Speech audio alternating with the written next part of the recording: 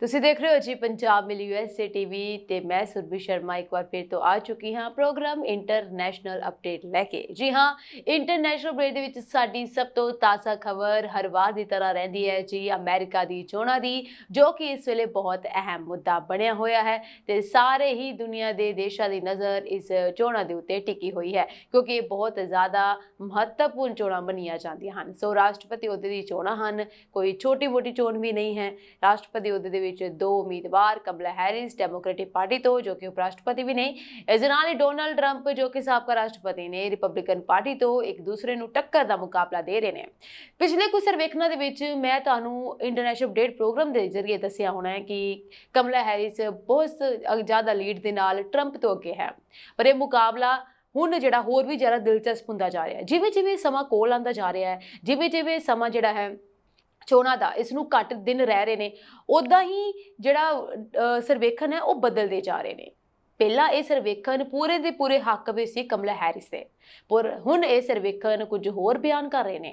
ਹੁਣ ਇਹ ਸਰਵੇਖਣ ਡੋਨਾਲਡ ਟਰੰਪ ਨੂੰ ਕਮਲਾ ਹੈਰਿਸ ਤੋਂ ਅੱਗੇ ਦਿਖਾ ਰਹੇ ਨੇ, ਜਿਸ ਕਰਕੇ ਇਹ ਮੁਕਾਬਲਾ ਹੁਣ ਹੋਰ ਵੀ ਰੋਮਾਂਚਕ ਹੁੰਦਾ ਜਾ ਰਿਹਾ ਹੈ। ਇਸ ਮੁਕਾਬਲੇ ਦੇ ਵਿੱਚ ਦੋਨੋਂ ਉਮੀਦਵਾਰਾਂ ਦੀ ਟੱਕਰ ਦਾ ਮੁਕਾਬਲਾ ਚੱਲ ਰਿਹਾ ਹੈ। ਦੋਨੋਂ ਆਪਣੇ ਵੱਲੋਂ ਪੂਰਾ ਜ਼ੋਰ ਸ਼ੋਰ ਲਗਾ ਰਹੇ ਨੇ, ਦੋਨਾਂ ਵੱਲੋਂ ਰੈਲੀਆਂ ਕੀਤੀਆਂ ਜਾ ਰਹੀਆਂ ਨੇ, ਆਮ ਲੋਕਾਂ ਦੇ ਨਾਲ ਜਨਤਾ ਨਾਲ ਸੰਬੋਧਨ ਕੀਤਾ ਜਾ ਰਿਹਾ ਹੈ, ਬਹੁਤ ਸਾਰੀਆਂ ਚੀਜ਼ਾਂ ਦੇ ਉੱਤੇ ਗੱਲਬਾਤ ਕੀਤੀ ਜਾ ਰਹੀ ਹੈ, ਦੇਸ਼ ਨੂੰ ਸੁਧਾਰਨ ਦੀ ਗੱਲਾਂ ਕੀਤੀਆਂ ਜਾ ਰਹੀਆਂ ਨੇ। ਆਉਣ ਵਾਲੇ ਸਮੇਂ ਦੇ ਵਿੱਚ ਇਹ ਦੋਨੋਂ ਉਮੀਦਵਾਰ ਕੀ ਕਰਨਗੇ ਰਾਸ਼ਟਰਪਤੀ ਹੋਣ ਦੇ ਨਾਤੇ, ਇਹ ਸਭ ਕੁਝ ਜਿਹੜਾ ਹੈ ਹੁਣ ਕਲੀਅਰ ਕੀਤਾ ਜਾ ਰਿਹਾ ਹੈ ਤਾਂ ਕਿ ਅਮਰੀਕਾ ਦੇ ਲੋਕਾਂ ਨੂੰ ਇਹ ਪਤਾ ਹੋਵੇ ਕਿ ਉਹਨਾਂ ਨੇ ਕਿਸ ਨੂੰ ਚੁਣਨਾ ਹੈ, ਯਾਨੀ ਆਪਣੇ ਦੇਸ਼ ਨੂੰ ਕਿਸ ਰਾਸ਼ਟਰਪਤੀ ਦੇ ਹੱਥ ਦੇਣਾ ਹੈ।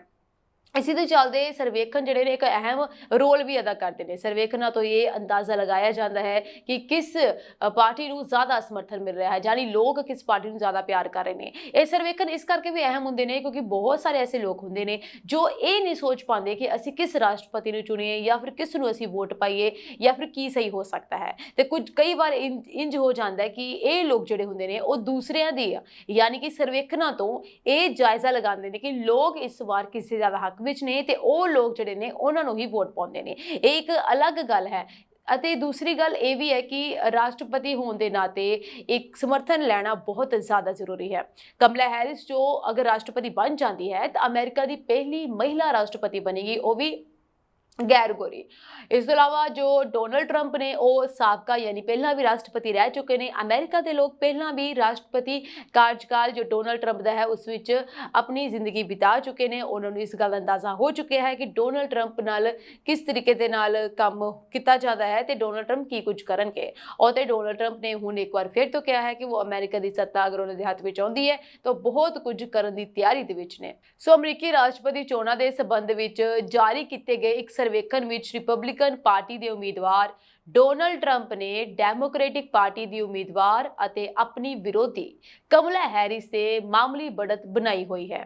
इस तो बाद ही डेमोक्रेटिक पार्टी की थोड़ी जी चिंता वध चुकी है क्योंकि अमेरिका दे विच कुछ मुख राज्य ने जिन्हां दे विच इन्हां दा समर्थन होना बहुत जरूरी है। अते जे मैं डोनाल्ड ट्रंप की गल करां ते उन्हां दा कुछ राज्यां विच समर्थन जिहड़ा है पहलां तो ही बरकरार है, यानी कि डोनाल्ड ट्रंप कई राज्यां विच पहलां तो ही बढ़त हासिल कर चुके हैं। उत्थे कमला हैरिस लई बहुत एक मुश्किल दा कंपीटीशन चल रहा है। उत्थे कमला हैरिस नूं उन्हां लोकां दा समर्थन लैण दे लई बहुत जोर अजमाइश करनी पै रही है। इस करके कमला हैरिस ਵੱਲੋਂ अपनी पूरी कोशिश की जा रही है, पर हुण ਸਰਵੇਖਣ ਜਿਹੜੇ ਨੇ ਉਹ ਪਿਛਲੇ ਸਰਵੇਖਣਾਂ ਦੇ ਨਾਲੋਂ ਥੋੜੇ ਜਿਹੇ ਅਲੱਗ ਹੋ ਚੁੱਕੇ ਨੇ। ਪਿਛਲੇ ਸਰਵੇਖਣਾਂ ਦੇ ਵਿੱਚ ਇਹ ਗੱਲ ਕਹੀ ਗਈ ਸੀ ਕਿ ਕਮਲਾ ਹੈਰਿਸ ਜੋ ਹੈ 4% ਅੱਗੇ ਹੈ ਡੋਨਾਲਡ ਟਰੰਪ ਤੋਂ, ਪਰ ਮੁੜ ਤੋਂ ਹੁਣ ਜਿਵੇਂ ਜਿਵੇਂ ਵੋਟਾਂ ਕੋਲ ਆ ਰਹੀਆਂ ਨੇ 5 ਨਵੰਬਰ ਨੂੰ ਰਾਸ਼ਟਰਪਤੀ ਚੋਣਾਂ ਹਨ ਤੇ ਇਸ ਤੋਂ ਪਹਿਲਾਂ ਹੀ ਡੋਨਾਲਡ ਟਰੰਪ ਜਿਹੜੇ ਨੇ ਦੁਬਾਰਾ ਤੋਂ ਕਮਲਾ ਹੈਰਿਸ ਤੋਂ ਥੋੜਾ ਜਿਹਾ ਅੱਗੇ ਵੱਧ ਚੁੱਕੇ ਨੇ। ਆਪਾਂ ਸਭ ਜਾਣਦੇ ਹਾਂ ਕਿ ਡੋਨਾਲਡ ਟਰੰਪ ਦੇ ਨਾਲ ਵੀ ਕੁਝ ਵੱਡੇ ਆਗੂ ਜੁੜੇ ਹੋਏ ਨੇ, ਜਿਵੇਂ ਕਿ ਅਰਬਪਤੀ ਐਲੋਨ ਮਸਕ ਉਹਨਾਂ ਦਾ ਪੂਰਾ ਸਮਰਥਨ ਕਰ ਰਹੇ ਨੇ, ਖੁੱਲ੍ਹ ਕੇ ਉਹਨਾਂ ਦਾ ਸਮਰਥਨ ਕੀਤਾ ਜਾ ਰਿਹਾ है, उन्होंने पार्टी ਲਈ ਦਾਨ ਵੀ ਕੀਤਾ ਜਾ ਰਿਹਾ है। उधर ही जे मैं कमला हैरिस की गल करा तो कमला हैरिस के नाल भी बहुत सारे उद्योगपति जुड़े हुए ने। ईवन कि बिल गेट्स माइक्रोसॉफ्ट के संस्थापक जो रह चुके ने ਪਹਿਲਾਂ ਦੇ, ਉਹਨਾਂ ਨੇ ਵੀ ਉਹਨਾਂ ਦਾ ਪੂਰਾ ਸਮਰਥਨ ਕੀਤਾ ਹੈ।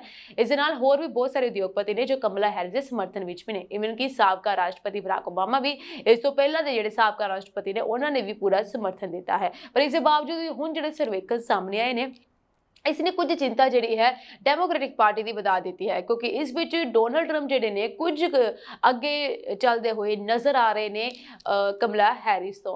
सो ਡੈਮੋਕ੍ਰੈਟਿਕ ਪਾਰਟੀ ਦੀ ਉਮੀਦਵਾਰ ਅਤੇ ਆਪਣੀ ਵਿਰੋਧੀ ਕਮਲਾ ਹੈਰਿਸ ਤੇ ਮਾਮੂਲੀ बढ़त ਜਿਹੜੀ ਹੈ ਡੋਨਲਡ ਟਰੰਪ ਨੇ ਬਣਾਈ ਹੈ। ਅਮਰੀਕੀ ਅਖਬਾਰ ਦੇ ਅਕੋਰਡਿੰਗ ਉਹਨਾਂ ਵੱਲੋਂ ਕਰਵਾਏ ਗਏ ਇੱਕ ਰਾਸ਼ਟਰੀ ਸਰਵੇਖਣ ਦੇ ਵਿੱਚ ਇਹ ਦੱਸਿਆ ਗਿਆ ਹੈ ਕਿ ਦੇਸ਼ ਦੇ ਸਾਬਕਾ ਰਾਸ਼ਟਰਪਤੀ ਟਰੰਪ ਹੈਰਿਸ ਤੋਂ 2% ਅੰਕ ਅੱਗੇ ਹਨ। ਉਧਰ CNBC ऑल अमेरिका आर्थिक सर्वेक्षण के अनुसार डोनाल्ड ट्रंप ने अमरीकी उपराष्ट्रपति कमला हैरिस तो 48% तो 44% की बढ़त बनाई हुई है, जिस विच अगस्त तो कोई बदलाव नहीं है। उधर ही न्यूज़ चैनल ने यह भी दस्या है कि अमेरिका के 7 महत्वपूर्ण राज्य जिन्हां दा जिक्र शुरू तो ही किया जा रहा है, ये 7 राज्य इन्ने ज़्यादा महत्वपूर्ण है कि अगर इत्थों दा समर्थन इन्हां दोनों उम्मीदवारों नूं मिल जाता है तो इन्हां दी जित पक्की हो जाती है। फिलहाल ये 7 राज्य किसी भी एक उम्मीदवार के लिए पक्के या दृढ़ नहीं हैं, क्योंकि इन्हां दा फैसला बदल भी सकता है। फिलहाल इन्हां राज्यों के उत्ते बहुत ज़्यादा जोर लगाया जा रहा है, इत्थों के लोगों को संबोधन करने की बहुत ज़्यादा कोशिश की जा रही है। सो महत्वपूर्ण राज्यों में साबका राष्ट्रपति ट्रंप जो है हैरिस तो 48% तो 47% तक अगे आ चुके हैं, यानी कि उन्होंने थोड़े जे इन्हां राज्य विच कमला हैरिस तो अगे आए ने। उधर ही अमेरिका के सारे प्रमुख राष्ट्रीय और खेतरी सर्वेखणों ते नज़र रखने वाली रियल क्लियर पॉलिटिक्स मुताबिक उपराष्ट्रपति कमला हैरिस नूं राष्ट्रीय पद्धर ते ट्रंप तो 0.3% अंकां दी मामूली बढ़त है। दूजे पासे देश के 7 अहम राज्यों विच रिपब्लिकन पार्टी के उम्मीदवार 0.9% अंकां नाल अगे हैं। ये 7 महत्वपूर्ण राज्य है Arizona, Nevada, Wisconsin, Michigan, Pennsylvania, उत्तरी कैरोलीना और जार्जिया हैं। मन्निया जा रहा है कि इन्हां राज्यों विच इत्थों दे वोटरां दा झुकाव बदलदा रहिंदा है। अमेरिका 5 नवंबर नूं राष्ट्रपति चोण दी वोटिंग होवेगी और उदों तक की कुछ बदलाव आएगा, इस बारे तो तुहानूं अपडेट मिलती रहेगी। फिलहाल हुण देखना ये होवेगा कि 5 नवंबर नूं अमेरिका अपनी देश की सत्ता किस दे हत्थ दिंदी है, कि वो पहली बार चुनी जाने वाली महिला राष्ट्रपति नूं इस सत्ता का जिम्मेदारी देगी, या फिर साबका राष्ट्रपति जो पहला भी अमेरिका का कार्यकाल संभाल चुके हैं उन्होंने दे हाथ इसकी सत्ता देंगे। सो फैसला जिहड़ा हले बाकी है। फिलहाल सर्वेखण जो ने वो अगे पिछे हुंदे रहिंदे ने और इन्हां सर्वेखणां ते अगर आपां झात मारीए तां कदी डोनाल्ड ट्रंप अगे जांदे ने ते कदी कमला हैरिस अगे हुंदे ने। सो इन्हां नूं लैके जिहड़े ने हले भी बहुत सारी शंका बनी हुई है कि आखिर कौन इस रेस विच अगे जाएगा। फिलहाल 5 नवंबर नूं चोणां होणीआं ने, जिसनूं सिर्फ और सिर्फ 10 दिन बाकी रह चुके हैं। सो इन्हां 10 दिनां दे विच पूरा खेल हो जाएगा खत्म। इस तों इलावा तुहानूं ये भी दस देवां कि अमेरिका दे विच वोटां पैणीआं शुरू भी हो चुकियां ने ते 1 करोड़ तो ज़्यादा लोगों ने वोटां पा भी लईआं ने। सो ये इत्थे थोड़ा फर्क है इंडिया की, जे मैं गल करा ते अमेरिका की गल करा बहुत फर्क है। साडे इत्थे जदों भी वोटां होंदियां ने उस तो एक दिन पहला चोण जाब्ता लग जाता है, चोण प्रचार बंद हो जाता है, उस तो बाद कोई चोण प्रचार नहीं करता, उस तो बाद बूथिंग ते जाके उत्थे जाके वोट पाई जाती है। उत्थे उल्ट अमेरिका दे विच बैलेट पेपर राही वोटां पाईआं जांदियां ने और बहुत सारे लोग इस वेले वोट पा भी चुके हैं और जिन्हां दी वोटां दी गिनती शामिल भी हो चुकी है, जबकि इन्हां सब दा जो रिजल्ट है 5 नवंबर नूं आवेगा। हालांकि 5 नवंबर तक ये वोटां चलदियां रहणगीआं, लोग बूथिंग उत्थे जाके भी पोल ते जाके भी अपनी वोट पा सकते हैं। बहुत सारी सहूलतां लोगों नूं इस वेले है, पर फिलहाल ਜਿਹੜੇ 7 राज्य ने उस विच किस तरीके नाल वोट पैंदी है या लोग किस नूं अपना समर्थन देंदे ने, हले ये जिहड़ा रिजल्ट आउणा बाकी है। फिलहाल देखते हैं 5 नवंबर नूं कौन इस रेस विच जित हासिल करता है। उधर असीं गल कर रहे हैं अमेरिका दी चोणां दी, उत्थे समर्थन की जे मैं गल करां जो पहला भी कीती है कि कमला हैरिस नूं बहुत सारे उद्योगपतियों का समर्थन मिल चुका है, पर कमला हैरिस अते डोनाल्ड ट्रंप इन्हां दोनों की गल करां ते दोनों का मुकाबला एक हिसाब के नाल बराबर भी चल रहा है, क्योंकि कभी कमला हैरिस अगे कभी डोनाल्ड ट्रंप अगे जा रहे हैं। उधर ही एक बार फिर तो कमला हैरिस नूं बहुत अच्छा समर्थन मिला है, जो कि एक बहुत चंगी गल है डेमोक्रेटिक पार्टी के लिए। बहुत सारे लोग कमला हैरिस के समर्थन दे विच हन अते हुण हौली हौली करके लोग जिहड़े ने खुल के समर्थन कर रहे हैं कमला हैरिस आ। ईवन कि वो लोग भी यानी कि हस्तियां भी या फिर साबका राष्ट्रपति भी या उद्योगपति भी खुल के कमला हैरिस का समर्थन कर रहे हैं, अगे आ रहे हैं ते अपनी दिल की गल रख रहे हैं कि आखिर वो क्यों कमला हैरिस नूं वोट पाउणा चाहुंदे ने। उत्थे जिवें बराक ओबामा की गल करा साबका राष्ट्रपति दी ते उन्हां दा कहना है कि अपने देश नूं ਮਹਿਲਾ ਰਾਸ਼ਟਰਪਤੀ ਦੀ ਜ਼ਰੂਰਤ ਹੈ ਤੇ ਸਾਡਾ ਦੇਸ਼ ਤਿਆਰ ਹੈ ਕਮਲਾ ਹੈਰਿਸ ਦੇ ਲਈ। ਕਮਲਾ ਹੈਰਿਸ ਰਾਸ਼ਟਰਪਤੀ ਬਣਨ ਨੂੰ ਵੀ ਬਿਲਕੁਲ ਤਿਆਰ ਹੈ। ਉੱਥੇ ਉਹਨਾਂ ਦਾ ਕਹਿਣਾ ਹੈ ਕਿ ਕਮਲਾ ਹੈਰਿਸ ਬਹੁਤ ਚੰਗੇ ਤਰੀਕੇ ਦੇ ਨਾਲ ਆਪਣੀ ਇਸ ਜ਼ਿੰਮੇਵਾਰੀ ਨੂੰ ਸੰਭਾਲ ਸਕਦੀ ਹੈ, ਇਸ ਕਰਕੇ ਉਹ ਉਹਨਾਂ ਦਾ ਸਮਰਥਨ ਕਰਦੇ ਨੇ। ਉਹਨਾਂ ਦੀ ਵਾਈਫ ਜੋ ਆਲਰੇਡੀ ਉਹਨਾਂ ਦਾ ਸਮਰਥਨ ਕਰਦੇ ਹੀ ਆ ਰਹੇ ਨੇ। ਉਹਨਾਂ ਨੇ ਕਿਹਾ ਹੈ ਕਿ ਅਗਰ ਰਾਸ਼ਟਰਪਤੀ ਕਮਲਾ ਹੈਰਿਸ ਚੁਣੇ ਜਾਂਦੇ ਨੇ ਤੇ ਦੇਸ਼ ਦੀ ਆਰਥਿਕਤਾ ਦੇ ਵਿੱਚ, ਦੇਸ਼ ਦੀ ਪ੍ਰਭੂਸੱਤਾ ਦੇ ਵਿੱਚ ਬਹੁਤ ਜ਼ਿਆਦਾ ਸੁਧਾਰ ਦੇਖਣ ਨੂੰ ਮਿਲੇਗਾ। ਉਦੋਂ ਹੀ ਅਮਰੀਕਾ ਵਿੱਚ ਰਾਸ਼ਟਰਪਤੀ ਚੋਣਾਂ ਤੋਂ ਪਹਿਲਾਂ ਡੈਮੋਕ੍ਰੈਟਿਕ ਪਾਰਟੀ ਦੀ ਉਮੀਦਵਾਰ ਅਤੇ ਉਪ ਰਾਸ਼ਟਰਪਤੀ ਕਮਲਾ ਹੈਰਿਸ ਨੂੰ 23 ਨੋਬਲ ਪੁਰਸਕਾਰ ਅਰਥ ਸ਼ਾਸਤਰੀਆਂ ਦਾ ਸਮਰਥਨ ਮਿਲ ਗਿਆ ਹੈ। ਇਨ੍ਹਾਂ ਅਰਥ ਸ਼ਾਸਤਰੀਆਂ ਨੇ ਕਮਲਾ ਹੈਰਿਸ ਨੂੰ ਸੰਬੋਧਿਤ 228 ਸ਼ਬਦਾਂ ਦੇ ਪੱਤਰ ਕੀਤਾ ਗਿਆ ਹੈ, ਯਾਨੀ ਕਿ 228 ਸ਼ਬਦਾਂ ਦਾ ਇੱਕ ਪੱਤਰ ਲਿਖਿਆ ਹੈ ਜਿਸ ਵਿੱਚ ਇਹਨਾਂ ਨੇ ਕਮਲਾ ਹੈਰਿਸ ਦਾ ਸਮਰਥਨ ਕੀਤਾ ਹੈ। ਇਹ ਬਹੁਤ ਵੱਡੀ ਗੱਲ ਹੈ ਕਿ ਉਹਨਾਂ ਨੂੰ ਅਰਥ ਸ਼ਾਸਤਰੀਆਂ ਦਾ ਸਮਰਥਨ ਮਿਲ ਰਿਹਾ ਹੈ। ਅਰਥ ਸ਼ਾਸਤਰੀਆਂ ਨੇ ਕਮਲਾ ਹੈਰਿਸ ਦੀਆਂ ਅਰਥ ਵਿਵਸਥਾ ਦੀਆਂ ਨੀਤੀਆਂ ਦੀ ਸ਼ਲਾਘਾ ਕੀਤੀ ਹੈ। ਉਹਨਾਂ ਨੇ ਕਿਹਾ ਕਿ ਜੋ ਉਹਨਾਂ ਨੇ ਫੈਸਲਾ ਕੀਤਾ ਹੈ ਬਹੁਤ ਹੀ ਅੱਛਾ ਹੈ ਤੇ ਉਹ ਉਹਨਾਂ ਦਾ ਸਹਿਯੋਗ ਕਰਦੇ ਹਨ। ਉਹਨਾਂ ਨੇ ਕਿਹਾ ਕਿ ਕਮਲਾ ਹੈਰਿਸ ਦੀਆਂ ਨੀਤੀਆਂ ਬਹੁਤ ਵਧੀਆ ਹਨ। ਦੱਸ ਦਈਏ ਕਿ ਇਸ ਤੋਂ ਪਹਿਲਾਂ ਵੀ ਜੂਨ ਮਹੀਨੇ ਵਿੱਚ 15 ਨੋਬਲ ਪੁਰਸਕਾਰ ਅਰਥ ਸ਼ਾਸਤਰੀਆਂ ਨੇ ਰਾਸ਼ਟਰਪਤੀ ਜੋ ਬਾਈਡਨ ਦੀ ਤਾਰੀਫ ਕੀਤੀ ਸੀ, ਔਰ ਇਸ ਸਾਲ ਦੇ ਨੋਬਲ ਪੁਰਸਕਾਰ ਜੋ ਰਹਿ ਚੁੱਕੇ ਨੇ ਦੋ, ਉਹਨਾਂ ਨੇ ਵੀ ਕਮਲਾ ਹੈਰਿਸ ਦੀ ਤਾਰੀਫ ਕੀਤੀ ਹੈ ਅਤੇ ਉਹਨਾਂ ਦਾ ਸਮਰਥਨ ਕੀਤਾ ਹੈ। ਅਮਰੀਕਾ ਵਿੱਚ 5 ਨਵੰਬਰ ਨੂੰ ਰਾਸ਼ਟਰਪਤੀ ਚੋਣਾਂ ਹੋ ਰਹੀਆਂ ਹਨ। ਇਸ ਤੋਂ ਪਹਿਲਾਂ ਕਮਲਾ ਹੈਰਿਸ ਨੂੰ ਇਨ੍ਹਾਂ ਨੋਬਲ ਪੁਰਸਕਾਰਾਂ ਜੇਤੂ ਅਰਥ ਸ਼ਾਸਤਰੀਆਂ ਦਾ ਸਮਰਥਨ ਹਾਸਲ ਹੋਣਾ ਬਹੁਤ ਵੱਡੀ ਗੱਲ ਹੈ। ਹੈਰਿਸ ਅਰਥ ਵਿਵਸਥਾ ਦੇ ਮੁੱਦੇ ਤੇ ਆਪਣੇ ਵਿਰੋਧੀ ਟਰੰਪ ਤੋਂ ਪਿੱਛੇ ਹਨ, ਪਰ ਉਹ ਸਹਿਯੋਗ ਦੇ ਮਾਮਲੇ, ਸਮਰਥਨ ਦੇ ਮਾਮਲੇ ਦੇ ਵਿੱਚ ਵੀ ਕਾਫੀ ਅੱਗੇ ਡੋਨਲਡ ਟਰੰਪ ਤੋਂ ਨਜ਼ਰ ਆ ਰਹੇ ਨੇ। ਉਧਰ ਹੀ CNN ਦੀ ਰਿਪੋਰਟ ਮੁਤਾਬਕ ਅਰਥ ਸ਼ਾਸਤਰੀਆਂ ਨੇ ਪੱਤਰ ਵਿੱਚ ਲਿਖਿਆ ਹੈ ਕਿ ਆਰਥਿਕ ਨੀਤੀਆਂ ਨੂੰ ਲੈ ਕੇ ਸਾਡੇ ਸਾਰਿਆਂ ਦੇ ਵੱਖ-ਵੱਖ ਵਿਚਾਰ ਹਨ, ਪਰ ਅਸੀਂ ਇਹ ਵੀ ਮੰਨਦੇ ਹਾਂ ਕਿ ਕਮਲਾ ਹੈਰਿਸ ਦਾ ਆਰਥਿਕ ਏਜੰਡਾ ਟਰੰਪ ਦੇ ਨਾਲੋਂ ਬਿਹਤਰ ਹੈ। ਇਹ ਸਾਡੇ ਦੇਸ਼ ਦੀ ਸਿਹਤ, ਨਿਵੇਸ਼, ਸਥਿਰਤਾ, ਲਚਕਤਾ, ਰੋਜ਼ਗਾਰ ਦੇ ਮੌਕੇ ਅਤੇ ਨਿਰਪੱਖਤਾ ਵਿੱਚ ਸੁਧਾਰ ਕਰੇਗਾ। ਪੱਤਰ ਵਿੱਚ ਇਹ ਵੀ ਲਿਖਿਆ ਗਿਆ ਹੈ ਕਿ ਆਰਥਿਕ ਸਫਲਤਾ ਤਾਂ ਹੀ ਪ੍ਰਾਪਤ ਕੀਤੀ ਜਾ ਸਕਦੀ ਹੈ ਜਦੋਂ ਕਾਨੂੰਨ ਦਾ ਰਾਜ ਹੋਵੇ ਅਤੇ ਆਰਥਿਕ ਤੇ ਰਾਜਨੀਤਿਕ ਸਥਿਰਤਾ ਬਣੀ ਰਹੇ, ਪਰ ਡੋਨਲਡ ਟਰੰਪ ਇਨ੍ਹਾਂ ਸਾਰਿਆਂ ਦੇ ਲਈ ਖਤਰਾ ਹਨ। ਅਰਥ ਸ਼ਾਸਤਰੀਆਂ ਨੇ ਕਿਹਾ ਕਿ ਰਿਪਬਲਿਕਨ ਉਮੀਦਵਾਰ ਡੋਨਲਡ ਟਰੰਪ ਦੀਆਂ ਟੈਰਿਫ ਅਤੇ ਟੈਕਸ ਨੀਤੀਆਂ ਨਾਲ ਮਹਿੰਗਾਈ ਵਧਣ ਦੀ ਸੰਭਾਵਨਾ ਹੈ ਅਤੇ ਟਰੰਪ ਜੋ ਨੇ ਉਹ ਸਭ ਦੇ ਲਈ ਖਤਰਾ ਹੋ ਸਕਦੇ ਨੇ। ਇਸ ਕਰਕੇ ਉਹਨਾਂ ਦਾ ਸਮਰਥਨ ਜੋ ਹੈ ਉਹ ਸਾਰਾ ਦਾ ਸਾਰਾ ਕਮਲਾ ਹੈਰਿਸ ਨੂੰ ਜਾ ਰਿਹਾ ਹੈ, ਕਿਉਂਕਿ ਉਹਨਾਂ ਨੂੰ ਲੱਗਦਾ ਹੈ ਕਿ ਜੋ ਟੈਰਿਫ ਅਤੇ ਟੈਕਸ ਨੀਤੀਆਂ ਟਰੰਪ ਲੈ ਕੇ ਆ ਰਹੇ ਨੇ ਉਹ ਦੇਸ਼ ਲਈ ਸਹੀ ਨਹੀਂ ਹੋ ਸਕਦੀਆਂ ਹੈ। ਉਧਰ ਹੀ ਜੇ ਮੈਂ ਕਮਲਾ ਹੈਰਿਸ ਦੀ ਗੱਲ ਕਰਾਂ, ਉਹਨਾਂ ਨੇ ਬਹੁਤ ਸਾਰੇ ਐਸੇ ਵਾਅਦੇ ਕੀਤੇ ਸੀਗੇ, ਯਾਨੀ ਕਿ ਜੋ ਉਹਨਾਂ ਦੇ ਦੇਸ਼ ਵਿੱਚ ਸੁਧਾਰ ਕਰਨਗੇ। ਉਸ ਵਿੱਚ ਟੈਕਸ ਤੇ ਟੈਰਿਫ ਦਾ ਵੀ ਉਹਨਾਂ ਨੇ ਜ਼ਿਕਰ ਕੀਤਾ ਸੀ, ਜਿਸ ਵਿੱਚ ਉਹਨਾਂ ਨੇ ਕਿਹਾ ਸੀ ਕਿ ਅਮੀਰਾਂ ਤੋਂ ਟੈਕਸ ਲਿਆ ਜਾਏਗਾ, ਯਾਨੀ ਕਿ ਮਿਡਲ ਜੋ ਲੋਕ ਹੋਣਗੇ, ਮਿਡਲ ਕਲਾਸ ਫੈਮਿਲੀ ਹੋਣਗੀਆਂ, ਉਹਨਾਂ ਲੋਕਾਂ ਨੂੰ, ਛੋਟੇ ਕਾਰੋਬਾਰੀਆਂ ਨੂੰ ਇਹਨਾਂ ਚੀਜ਼ਾਂ ਤੋਂ ਛੋਟ ਦਿੱਤੀ ਜਾਵੇਗੀ ਤਾਂ ਕਿ ਉਹ ਲੋਕ ਆਪਣੇ ਕਾਰੋਬਾਰ ਨੂੰ, ਬਿਜ਼ਨਸ ਨੂੰ ਵਧੀਆ ਤਰੀਕੇ ਨਾਲ ਕਰ ਸਕਣ। ਸੋ ਐਸੀ ਬਹੁਤ ਸਾਰੀਆਂ ਨੀਤੀਆਂ ਜਿਹੜੀਆਂ ਨੇ ਕਮਲਾ ਹੈਰਿਸ ਵੱਲੋਂ ਆਫਟਰ ਵੋਟਾਂ ਤੋਂ ਬਾਅਦ ਲੈ ਕੇ ਆਉਣ ਦੀ ਉਮੀਦ ਹੈ, ਬਹੁਤ ਸਾਰੀ ਉਹਨਾਂ ਨੇ ਕਿਹਾ ਹੈ। ਉਧਰ ਹੀ ਡੋਨਲਡ ਟਰੰਪ ਇਸ ਤੋਂ ਉਲਟ ਚੱਲਦੇ ਹੋਏ ਨਜ਼ਰ ਆ ਰਹੇ ਨੇ। ਡੋਨਲਡ ਟਰੰਪ ਨੇ ਕਿਹਾ ਹੈ ਕਿ ਉਹ ਬਹੁਤ ਜ਼ਿਆਦਾ ਟੈਰਿਫ ਲਗਾਉਣਗੇ, ਉਹ ਪ੍ਰਵਾਸੀਆਂ ਨੂੰ ਐਂਟਰ ਨਹੀਂ ਹੋਣ ਦੇਣਗੇ। ਇਸ ਤੋਂ ਇਲਾਵਾ ਹੋਰ ਵੀ ਬਹੁਤ ਸਾਰੀ ਚੀਜ਼ਾਂ ਉਹਨਾਂ ਨੇ ਕਿਹਾ ਹੈ ਜੋ ਕਿ ਇੱਕ ਹਿਸਾਬ ਨਾਲ ਇਹ ਪ੍ਰਤੀਤ ਕਰਦੀਆਂ ਨੇ ਕਿ ਸ਼ਾਇਦ ਇਹਨਾਂ ਸਭ ਚੀਜ਼ਾਂ ਨਾਲ ਦੇਸ਼ ਨੂੰ ਖਤਰਾ ਹੋ ਸਕਦਾ ਹੈ, ਜੋ ਕਿ ਇਹਨਾਂ ਅਰਥ ਸ਼ਾਸਤਰੀਆਂ ਨੇ ਕਿਹਾ ਹੈ। ਇਹਨਾਂ ਦਾ ਕਹਿਣਾ ਹੈ ਕਿ ਆਰਥਿਕ ਸਥਿਤੀ ਦੇਸ਼ ਦੀ ਬਹੁਤ ਵਧੀਆ ਹੋਣੀ ਚਾਹੀਦੀ ਹੈ ਅਤੇ ਇਸ ਲਈ ਨੀਤੀ ਬਹੁਤ ਵਧੀਆ ਹੋਣੀ ਚਾਹੀਦੀ ਹੈ, ਤੇ ਉਹ ਕਮਲਾ ਹੈਰਿਸ ਹੈ ਉਹ ਸੋਚ ਰਹੇ ਨੇ ਉਹ ਬਹੁਤ ਵਧੀਆ ਨੀਤੀ ਹੈ ਅਤੇ ਇਸ ਕਰਕੇ ਅਸੀਂ ਉਹਨਾਂ ਦਾ ਸਮਰਥਨ ਕਰ ਰਹੇ ਹਾਂ। ਉਧਰ ਸਾਬਕਾ ਰਾਸ਼ਟਰਪਤੀ ਡੋਨਲਡ ਟਰੰਪ ਜੋ ਨੇ ਇਹਨਾਂ ਨੀਤੀਆਂ ਨੂੰ ਲੈ ਕੇ ਬਿਲਕੁਲ ਉਲਟ ਚੱਲ ਰਹੇ ਨੇ। ਉਧਰ ਹੀ ਸਾਬਕਾ ਰਾਸ਼ਟਰਪਤੀ ਡੋਨਲਡ ਟਰੰਪ ਨੇ ਆਪਣੀ ਟੈਰਿਫ ਨੀਤੀ ਤੇ ਅੜੇ ਹੋਏ ਹਨ। ਉਹਨਾਂ ਦਾ ਇਹ ਕਹਿਣਾ ਹੈ ਕਿ ਇਸ ਦਾ ਵੱਡਾ ਅਤੇ ਸਕਾਰਾਤਮਕ ਪ੍ਰਭਾਵ ਪਵੇਗਾ।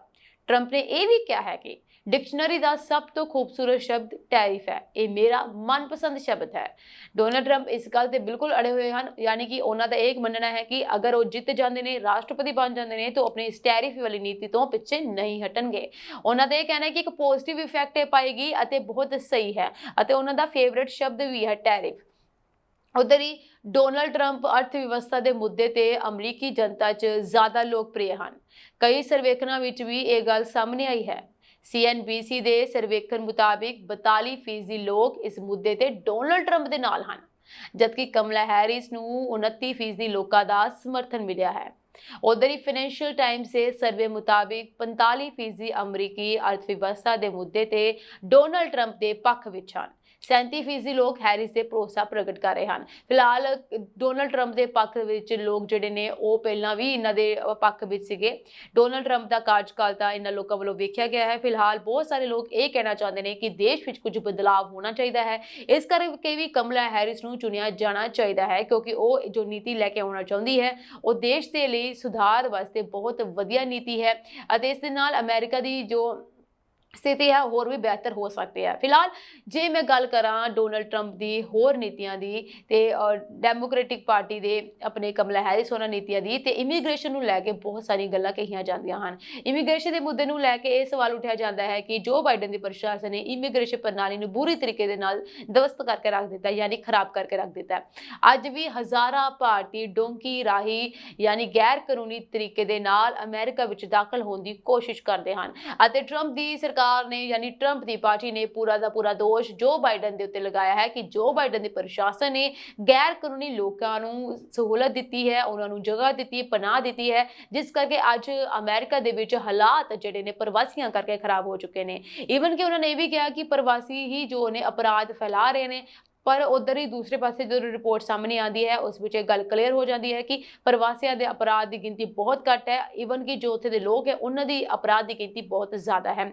ਫਿਲਹਾਲ ਇਮੀਗ੍ਰੇਸ਼ਨ ਜੋ ਮੁੱਦਾ ਹੈ ਉਹ ਵੀ ਬਹੁਤ ਜ਼ਿਆਦਾ ਅਹਿਮ ਹੈ।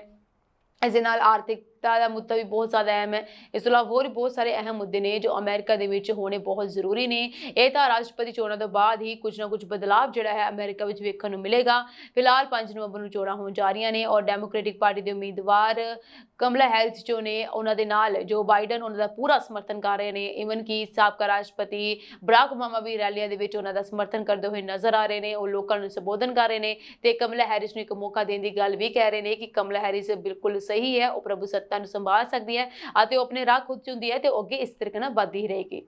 ਉਧਰ ਹੀ ਹੁਣ ਗੱਲ ਕਰਦੇ ਹਾਂ ਕੈਨੇਡਾ ਦੀ ਵੀ। ਕੈਨੇਡਾ ਦੇ ਵਿੱਚ ਹਾਲਾਤ ਜਿਹੜੇ ਨੇ ਉਹ ਹੁਣ ਲਗਾਤਾਰ ਬਦਲਦੇ ਹੋਏ ਨਜ਼ਰ ਆ ਰਹੇ ਨੇ, ਕਿਉਂਕਿ ਉੱਥੇ ਦੇ ਪ੍ਰਧਾਨ ਮੰਤਰੀ ਜਸਟਿਨ ਟਰੂਡੋ ਨੇ ਆਪਣੇ ਜਿਹੜੇ ਨੀਤੀਆਂ ਨੇ ਉਹਦੇ ਵਿੱਚ ਬਦਲਾਅ ਕਰਨੇ ਸ਼ੁਰੂ ਕਰ ਦਿੱਤੇ ਨੇ, ਜਿਸ ਕਰਕੇ ਭਾਰਤੀ ਲੋਕਾਂ ਲਈ ਇਹ ਮੁਸ਼ਕਲ ਬਣਦੀ ਜਾ ਰਹੀ ਹੈ। ਭਾਰਤੀ ਉਹ ਵਾਲੇ ਪ੍ਰਵਾਸੀ ਜੋ ਉੱਥੇ ਜਾਣਾ ਚਾਹੁੰਦੇ ਨੇ ਜਾਂ ਫਿਰ ਉੱਥੇ ਰਹਿ ਰਹੇ ਨੇ, ਉਹਨਾਂ ਦੇ ਲਈ ਇੱਕ ਤਰੀਕੇ ਨਾਲ ਸੰਕਟ ਦੀ ਘੜੀ ਜਿਹੜੀ ਹੈ ਉਹ ਪੈਦਾ ਹੋ ਸਕਦੀ ਹੈ। ਉਧਰ ਹੀ ਜਸਟਿਨ ਟਰੂਡੋ ਦੀ ਸਰਕਾਰ ਖੁਦ ਹੀ ਆਪਣੀ ਪਾਰਟੀ ਵਿੱਚ ਘਿਰਦੀ ਹੋਈ ਨਜ਼ਰ ਆ ਰਹੀ ਹੈ। ਉਹਨਾਂ ਦੇ ਖੁਦ ਦੇ ਮੈਂਬਰ ਹੀ ਉਹਨਾਂ ਤੋਂ ਅਸਤੀਫਾ ਮੰਗ ਰਹੇ ਨੇ। ਉਹ ਮੰਗ ਕਰ ਰਹੇ ਨੇ ਕਿ ਅਗਲੀ ਚੋਣਾਂ ਦੇ ਵਿੱਚ ਉਹ ਨਾ ਖੜੇ ਹੋਣ ਤੇ ਉਹ ਪ੍ਰਧਾਨ ਮੰਤਰੀ ਅਹੁਦੇ ਤੋਂ ਅਸਤੀਫਾ ਦੇ ਦੇਣ, ਕਿਉਂਕਿ ਉਹ ਪ੍ਰਧਾਨ ਮੰਤਰੀ ਅਹੁਦੇ ਦੇ ਲਾਇਕ ਨਹੀਂ ਨੇ ਅਤੇ ਉਹ ਬਿਲਕੁਲ ਵੀ ਇਸ ਪ੍ਰਸ਼ਾਸਨ ਨੂੰ ਸੰਭਾਲ ਨਹੀਂ ਸਕੇ ਨੇ। ਸੋ ਜਸਟਿਨ ਟਰੂਡੋ ਸਰਕਾਰ ਦੀ ਨਵੀਂ ਇਮੀਗ੍ਰੇਸ਼ਨ ਨੀਤੀ ਕਾਰਨ ਕੈਨੇਡਾ ਨੂੰ ਅਰਬਾਂ ਡਾਲਰ ਦਾ ਨੁਕਸਾਨ ਹੋਵੇਗਾ। ਇਹ ਗੱਲ international consultants for education and fairs ਦੁਆਰਾ ਪ੍ਰਕਾਸ਼ਿਤ ਇੱਕ ਰਿਪੋਰਟ ਵਿੱਚ ਕਹੀ ਗਈ ਹੈ। ਰਿਪੋਰਟ ਅਨੁਸਾਰ ਅਗਲੇ 2 ਸਾਲਾਂ ਦੌਰਾਨ ਇਕੱਲੇ ontario ਨੂੰ 1 ਬਿਲੀਅਨ ਕੈਨੇਡੀਅਨ ਡਾਲਰ ਦਾ ਨੁਕਸਾਨ ਹੋਣ ਦੀ ਸੰਭਾਵਨਾ ਹੈ, ਜਦਕਿ ਨੀਤੀ ਭਾਰਤੀ ਵਿਦਿਆਰਥੀਆਂ ਨੂੰ ਪ੍ਰਭਾਵਿਤ ਕਰੇਗੀ। ਕੈਨੇਡਾ ਵਿੱਚ ਅੰਤਰਰਾਸ਼ਟਰੀ ਵਿਦਿਆਰਥੀਆਂ ਦਾ ਸਭ ਤੋਂ ਵੱਡਾ ਹਿੱਸਾ ਭਾਰਤੀ ਹਨ। ਇਹਨਾਂ ਦੀ ਕਮੀ ਨਾਲ ਕੈਨੇਡਾ ਨੂੰ ਬਹੁਤ ਨੁਕਸਾਨ ਹੋਵੇਗਾ ਅਤੇ ਇਹ ਨੁਕਸਾਨ ਜੋ ਹੈ ਕੈਨੇਡਾ ਨੂੰ ਬਹੁਤ ਭਾਰੀ ਪੈ ਸਕਦਾ ਹੈ। ਕੈਨੇਡਾ ਸਰਕਾਰ ਨੇ ਦੇਸ਼ ਵਿੱਚ ਅੰਤਰਰਾਸ਼ਟਰੀ ਵਿਦਿਆਰਥੀਆਂ ਦੀ ਗਿਣਤੀ ਦਾ ਪ੍ਰਬੰਧਨ ਕਰਨ ਲਈ ਕਈ ਨੀਤੀਆਂ ਲਾਗੂ ਕੀਤੀਆਂ। ਸਭ ਤੋਂ ਮਹੱਤਵਪੂਰਨ ਉਪਾਵਾਂ ਵਿੱਚੋਂ ਇੱਕ ਵਿਦੇਸ਼ੀ ਦਾਖਲੇ ਦੀ ਸੀਮਾ ਹੈ, ਜਿਸ ਨਾਲ 2024 ਲਈ ਨਵੇਂ ਅਧਿਐਨ ਪਰਮਿਟਾਂ ਵਿੱਚ 35% ਦੀ ਕਮੀ ਆਵੇਗੀ ਅਤੇ 2025 ਵਿੱਚ 10% ਹੋਰ ਕਟੌਤੀ ਕੀਤੀ ਜਾਵੇਗੀ। ਯਾਨੀ ਕਿ ਨਵੀਂ ਨੀਤੀ ਦੇ ਅਕੋਰਡਿੰਗ ਇਹ ਜਿਹੜੇ ਨੇ ਬਦਲਾਅ ਕੀਤੇ ਗਏ ਨੇ ਕਿ ਹਰ ਸਾਲ ਹੁਣ ਇਹ ਫੀਸਦੀ ਘਟਦੀ ਜਾਵੇਗੀ। ਯਾਨੀ ਕਿ ਜੋ ਕਿ ਐਂਟਰੀਆਂ ਹੁੰਦੀਆਂ ਸੀ ਉਹ ਘਟਦੀਆਂ ਜਾਣਗੀਆਂ। ਅਗਰ ਲੱਖ ਐਂਟਰੀ ਸੀ ਉਹ 50,000 ਹੋ ਜਾਏਗੀ, ਆਉਣ ਵਾਲੇ ਸਮੇਂ ਦੇ ਵਿੱਚ 40,000 ਹੋ ਜਾਏਗੀ, 30,000 ਇਦਾਂ ਕਰਦੇ ਕਰਦੇ ਪ੍ਰਵਾਸੀਆਂ ਦੀ ਗਿਣਤੀ ਜਿਹੜੀ ਹੈ ਉਹ ਘਟਾਈ ਜਾਵੇਗੀ। ਇਸ ਤੋਂ ਇਲਾਵਾ ਸਟੱਡੀ ਪਰਮਿਟ ਦੀ ਗੱਲ ਕਰਾਂ ਤੇ ਸਟੱਡੀ ਪਰਮਿਟ ਲਈ ਵਿਦਿਆਰਥੀਆਂ ਨੂੰ 20,000 ਤੋਂ ਵੱਧ ਕੈਨੇਡੀਅਨ ਡਾਲਰ ਦੀ ਬਚਤ ਦੀ ਲੋੜ ਹੈ। ਯੂਜੀ ਅਤੇ ਮਾਸਟਰਸ ਦੇ ਵਿਦਿਆਰਥੀਆਂ ਨੂੰ ਓਪਨ ਵਰਕ ਵੀਜ਼ਾ ਨਹੀਂ ਮਿਲੇਗਾ। ਉਧਰ ਹੀ ਭਾਰਤੀ ਵਿਦਿਆਰਥੀਆਂ ਨੇ ਕੈਨੇਡੀਅਨ ਸਿੱਖਿਆ ਪ੍ਰਣਾਲੀ ਵਿੱਚ ਅਹਿਮ ਭੂਮਿਕਾ ਨਿਭਾਈ ਹੈ। 2022 ਵਿੱਚ ਭਾਰਤ ਤੋਂ ਸਟੱਡੀ ਪਰਮਿਟ ਧਾਰਕਾਂ ਦੀ ਗਿਣਤੀ 47% ਵੱਧ ਕੇ ਕੁੱਲ 3,19,000 ਹੋ ਗਈ ਹੈ। ਕੈਨੇਡੀਅਨ ਆਰਥਿਕਤਾ ਵਿੱਚ ਉਹਨਾਂ ਦਾ ਵਿੱਤੀ ਯੋਗਦਾਨ ਵੀ ਮਹੱਤਵਪੂਰਨ ਹੈ। ਹਾਲਾਂਕਿ ਇਸ ਸਾਲ ਗਿਣਤੀ ਵਿੱਚ ਗਿਰਾਵਟ ਦੇਖੀ ਜਾ ਰਹੀ ਹੈ। ਅਗਸਤ ਤੱਕ 1,37,445 ਭਾਰਤੀ ਵਿਦਿਆਰਥੀਆਂ ਨੂੰ ਪਰਮਿਟ ਮਿਲੇ ਹਨ। 2023 ਦੀ ਮੈਂ ਗੱਲ ਕਰਾਂ ਤੇ ਇਸ ਦੇ ਮੁਕਾਬਲੇ 4% ਦੀ ਕਮੀ ਆਈ ਹੈ। ਸਰਕਾਰੀ ਅੰਕੜੇ ਅਨੁਸਾਰ ਕੈਨੇਡਾ ਵਿੱਚ ਲਗਭਗ 6 ਲੱਖ ਭਾਰਤੀ ਵਿਦਿਆਰਥੀ ਹਨ। ਹਾਲਾਂਕਿ ਗਿਣਤੀ ਹੋਰ ਘੱਟ ਹੋ ਸਕਦੀ ਹੈ। ਜਿਸ ਹਿਸਾਬ ਦੀਆਂ ਨੀਤੀਆਂ ਸਾਹਮਣੇ ਆ ਰਹੀਆਂ ਹਨ। ਸੋ ਬਹੁਤ ਸਾਰੇ ਸ਼ਹਿਰ ਨੇ ਕੈਨੇਡਾ ਦੇ, ਜਿਵੇਂ ਕਿ ਓਨਟਾਰੀਓ ਕੈਨੇਡਾ ਦੇ 40% ਵਿਦੇਸ਼ੀ ਵਿਦਿਆਰਥੀਆਂ ਦਾ ਘਰ ਬਣ ਚੁੱਕਿਆ ਹੈ। ਇਸ ਦਾ ਨਾਲ ਸਭ ਤੋਂ ਵੱਧ ਨੁਕਸਾਨ ਹੋ ਸਕਦਾ ਹੈ ਅਗਰ ਪ੍ਰਵਾਸੀਆਂ ਨੂੰ ਕੈਨੇਡਾ ਤੋਂ ਬਾਹਰ ਕੀਤਾ ਜਾਵੇ ਜਾਂ ਫਿਰ ਉਹਨਾਂ ਨੂੰ ਨੌਕਰੀ ਨਾ ਦਿੱਤੀ ਗਈ, ਤਾਂ ਉਹ ਸਮਾਂ ਦੂਰ ਨਹੀਂ ਹੈ ਜਦੋਂ ਇਹ ਸਾਰੇ ਪ੍ਰਵਾਸੀ ਜਾਂ ਵਿਦਿਆਰਥੀ ਜਿਹੜੇ ਨੇ ਉਹ ਆਪਣੇ ਮੁਲਕ ਵਾਪਸ ਆ ਜਾਣਗੇ ਜਾਂ ਫਿਰ ਕਿਸੇ ਹੋਰ ਮੁਲਕ ਦਾ ਰੁਖ ਕਰ ਲੈਣਗੇ, ਕਿਉਂਕਿ ਨੀਤੀਆਂ ਜਿਹੜੀਆਂ ਨੇ ਇਮੀਗ੍ਰੇਸ਼ਨ ਨੂੰ ਲੈ ਕੇ ਉਹ ਲਗਾਤਾਰ ਬਦਲਦੀਆਂ ਜਾ ਰਹੀਆਂ ਨੇ, ਜੋ ਕਿ ਬਹੁਤ ਜ਼ਿਆਦਾ ਮੁਸ਼ਕਲਾਂ ਜਿਹੜੀਆਂ ਨੇ ਉਹ ਭਾਰਤੀ ਵਿਦਿਆਰਥੀਆਂ ਲਈ ਕ੍ਰੀਏਟ ਕਰ ਰਹੇ ਨੇ, ਕਿਉਂਕਿ ਭਾਰਤੀ ਵਿਦਿਆਰਥੀ ਆਲਰੇਡੀ ਉੱਥੇ ਬਹੁਤ ਸਾਰਾ ਮੁਸ਼ਕਲ ਦਾ ਸਾਹਮਣਾ ਕਰ ਰਹੇ ਨੇ। ਬੇਰੁਜ਼ਗਾਰੀ ਦਾ ਸਾਹਮਣਾ ਉਹਨਾਂ ਨੂੰ ਕਰਨਾ ਪੈ ਰਿਹਾ ਹੈ, ਉਹਨਾਂ ਨੂੰ ਵਿੱਤੀ ਦਾ ਸੰਕਟ ਆਇਆ ਪਿਆ ਹੈ, ਇਸ ਤੋਂ ਇਲਾਵਾ ਰਿਹਾਇਸ਼ ਜਿਹੜੀ ਹੈ ਉਹਨੂੰ ਲੈ ਕੇ ਬਹੁਤ ਮੁਸ਼ਕਲਾਂ ਆ ਰਹੀਆਂ ਨੇ। ਔਰ ਇਸ ਤੋਂ ਬਾਅਦ ਜਸਟਿਨ ਟਰੂਡੋ ਸਰਕਾਰ ਦੀਆਂ ਇਹ ਨੀਤੀਆਂ ਉਹਨਾਂ ਨੂੰ ਬਹੁਤ ਤੰਗ ਪਰੇਸ਼ਾਨ ਕਰ ਸਕਦੀਆਂ ਨੇ ਅਤੇ ਈਵਨ ਕਿ ਬਹੁਤ ਸਾਰੇ ਵਿਦਿਆਰਥੀਆਂ ਨੂੰ ਦੇਸ਼ ਨਿਕਾਲਾ ਵੀ ਹੋ ਸਕਦਾ ਹੈ। ਸੋ ਇਸ ਤਰੀਕੇ ਦੀ ਨੀਤੀਆਂ ਨੂੰ ਲੈ ਕੇ ਹੁਣ ਵਿਚਾਰ ਕੀਤਾ ਜਾ ਰਿਹਾ ਅਤੇ ਇਹ ਗੱਲ ਸਾਹਮਣੇ ਆਈ ਹੈ ਕਿ ਅਗਰ ਟਰੂਡੋ ਸਰਕਾਰ ਇਸ ਤਰੀਕੇ ਦੀ ਨੀਤੀ ਲੈ ਕੇ ਆਉਂਦੀ ਹੈ ਤੇ ਸਭ ਤੋਂ ਜ਼ਿਆਦਾ ਨੁਕਸਾਨ ਕੈਨੇਡਾ ਦਾ ਹੋਣ ਵਾਲਾ ਹੈ, ਯਾਨੀ ਕਿ ਇੱਕ ਹੀ ਆਪਣੇ ਰਾਜ ਨੂੰ ਉਹਨਾਂ ਨੂੰ ਬਿਲੀਅਨ ਤੋਂ ਜ਼ਿਆਦਾ ਨੁਕਸਾਨ ਹੋ ਸਕਦਾ ਹੈ। ਤੇ ਸੋਚੋ ਪੂਰੇ ਕੈਨੇਡਾ ਦੇ ਵਿੱਚ ਕਿੰਨਾ ਜ਼ਿਆਦਾ ਨੁਕਸਾਨ ਕੈਨੇਡਾ ਨੂੰ ਹੋ ਸਕਦਾ ਹੈ ਅਗਰ ਉਹ ਭਾਰਤੀ ਵਿਦਿਆਰਥੀ ਦੇ ਉੱਤੇ ਇਸ ਤਰੀਕੇ ਦਾ ਅਤਿਆਚਾਰ ਕਰਦੇ ਨੇ। ਸੋ ਅੱਜ ਦੇ ਪ੍ਰੋਗਰਾਮ ਇੰਟਰਨੈਸ਼ਨਲ ਅਪਡੇਟ ਦੇ ਵਿੱਚ ਇੰਨਾ ਹੀ। ਅਗਲੇ ਪ੍ਰੋਗਰਾਮ ਦੇ ਵਿੱਚ ਮੈਂ ਫਿਰ ਤੋਂ ਹਾਜ਼ਰ ਹੋਵਾਂਗੀ ਲੇਟੈਸਟ ਅਪਡੇਟ ਦੇ ਨਾਲ। ਫਿਲਹਾਲ ਲਈ ਮੈਨੂੰ ਦਿਓ ਇਜਾਜ਼ਤ ਔਰ ਸਭ ਦਾ ਬਹੁਤ ਬਹੁਤ ਧੰਨਵਾਦ।